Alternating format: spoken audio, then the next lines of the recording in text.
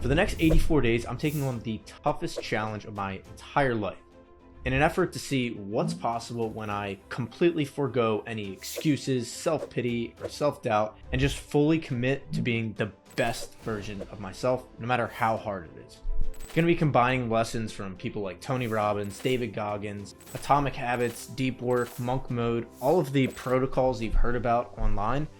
I basically distilled them down into one 84-day program. The program's called Hardcore 84, and in this video I'm going to be breaking down exactly what that includes and what I think the keys for success are in order to make this even possible. But first I want to cover the most obvious question, which is why? And to be honest, the reason I'm doing this is that it's been a down year for me. After selling my business going on about a year ago, I fell into just this pattern of being super complacent. I just felt like it was getting too easy to go through the day-to-day motions, and I felt like that was a recipe for waking up 10 years down the road and nothing has changed. While I've had some success, I'm nowhere near where I want to be in life and what I think I can achieve.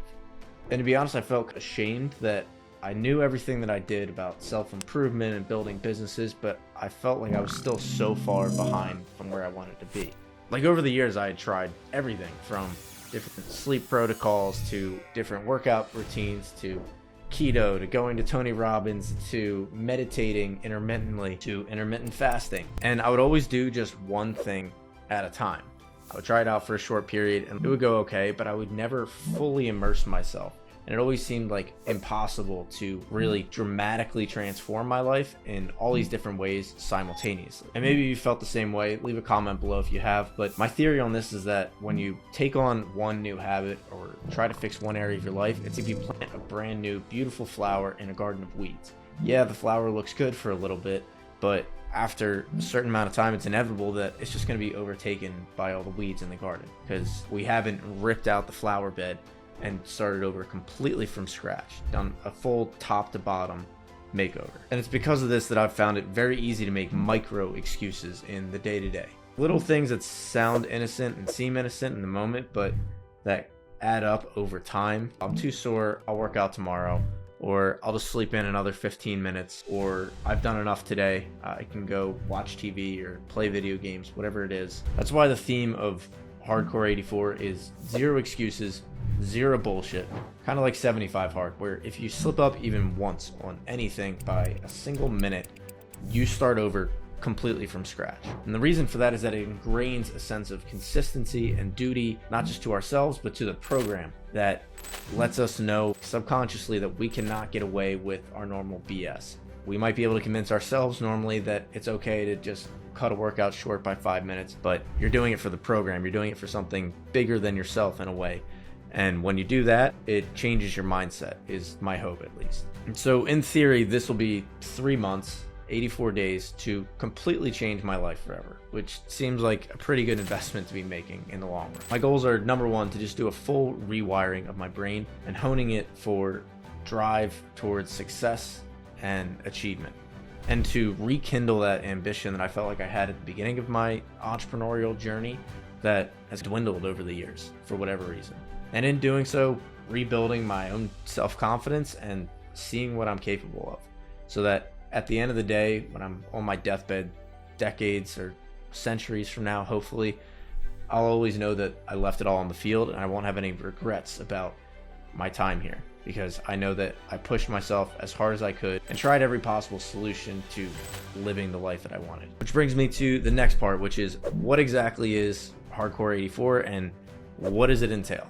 So here, I'm just going to run through everything and talk a little bit about each point.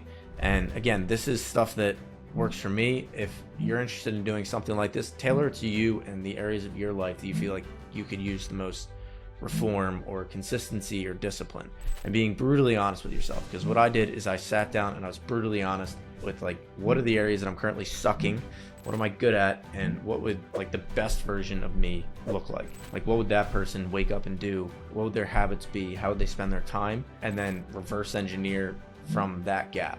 And that's how I come up with this list that I'm about to go through. So the first thing on the list is no alcohol. No ifs, ands, or buts. You can drink non-alcoholic beer, but that's it.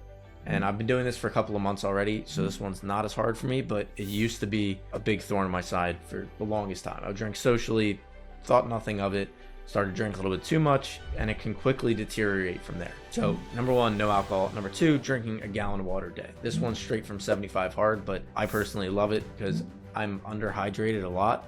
So I'm buying a half-gallon bottle of water that I'm just going to carry around with me at all times. Third thing is 2 workouts a day that are 45 minutes each. This is, again, just right from 75 hard, but it works well because I'm going to do 1 workout in the morning and 1 workout in the evenings. And I'm going to be somewhat flexible in this. Like, it doesn't have to be hardcore lifting and working out both times, but it's just about the consistency to me. It's about the repetitions and just being in a workout state of mind for at least an hour and a half per day. Then the fourth thing is the diet, and I'm not going to put like a restricted diet on myself. All that I'm going to be saying is no snacking or eating outside of 3 main meals per day, which my Achilles heel has always been late night snacking before bed. So that's completely done. Yeah, so no eating outside of breakfast, lunch, dinner, and protein shakes after workouts. Next, I'm going to be reading 10 pages of nonfiction per day. Again, just straight from 75 hard. I'm also going to be meditating for 10 minutes per day. So I'm going to be doing this using the Headspace app, which is an amazingly simple tool for meditation. And I'm going to be doing this first thing after my workout every morning. Next, I'm going to be journaling for about 5 minutes each night. And it's just going to be like recapping my day and downloading everything that happened and trying to, and the goal of this is to really get a more restful night's sleep. Basically get everything off your mind so that when you lay down, you're not like, still mind racing and not able to fall asleep. And the next one is a big one, which is phone time, a maximum of 45 minutes per day. And this obviously pretty much cuts out any kind of social media. So Facebook, Instagram, Twitter, TikTok, all of that has to go. 45 minutes max per day. Doesn't matter what you're doing on the phone, cannot happen. And a thing that's really helped me with this in the past is something I got from Alex Ramosi, which is turning your phone on black and white mode. If you go to accessibility and then display and text settings, you're able to switch on color invert and it makes your phone black and white, which makes it super boring. The next thing is 3 hours of deep focus work per day. And this is straight from the book Deep Work. But basically, I'm going to have 3 hours dedicated every single day where I shut off all notifications. Phone is away, no Slack notifications, absolutely no social media, and I'm just focusing on my work. And this can be whatever it looks like for you, whether it's your career or studying or your business, doesn't matter, but you just pick your one thing and you block out all distractions. So clean workspace area, so there's nothing like grabbing your attention or your eye, and then closing all other tabs. You only have one tab open. That's what you're focused on, nothing else. I think that this will be a way for me to like really jumpstart my career again in a way, and something that I'm really looking forward to because I've gotten pretty good at staying focused, but I think that I can get a lot better when it comes to staying like hyper focused for 3 hours, like the kind of focus where you get up and your brain is just fried because you just got so much done. Next thing kind of goes hand in hand with the workouts, but I'm going to stretch for 15 minutes every single night. So set a timer and stretch every night while watching a documentary, which is the next thing. No TV, movies, social media, video games, only documentaries as a form of entertainment. So basically anytime I'm getting entertained, I'm also learning something. So my brain is expanding and I'm not getting a cheap source of dopamine that seems more attractive than the work that I'm doing during the day. So again, back to the rewiring our brains to care about the things that are actually going to make us happy in the long term rather than the short-term monkey brain dopamine hits. And then when it comes to sleep, I'm going to be sleeping for the same 8 hours every night from 10 p.m. to 6 a.m.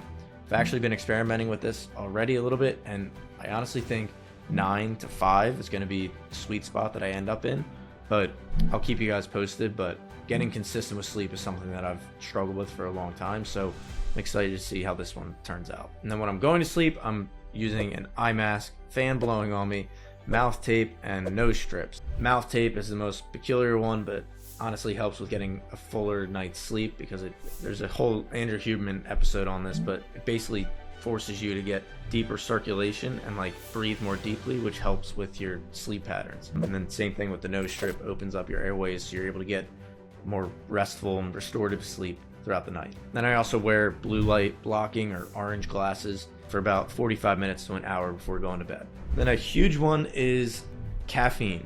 I've always been like 4-5 cups of coffee per day pretty easily. Never really thought much of it until I've started to research recently. A lot of the negative impacts of caffeine comes to your overall health, energy levels, anxiety levels, your sleep rhythms, your gut health. There's just so many different things that it negatively impacts that we just kind of gloss over.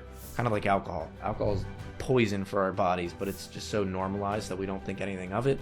Same thing when it comes to coffee and caffeine.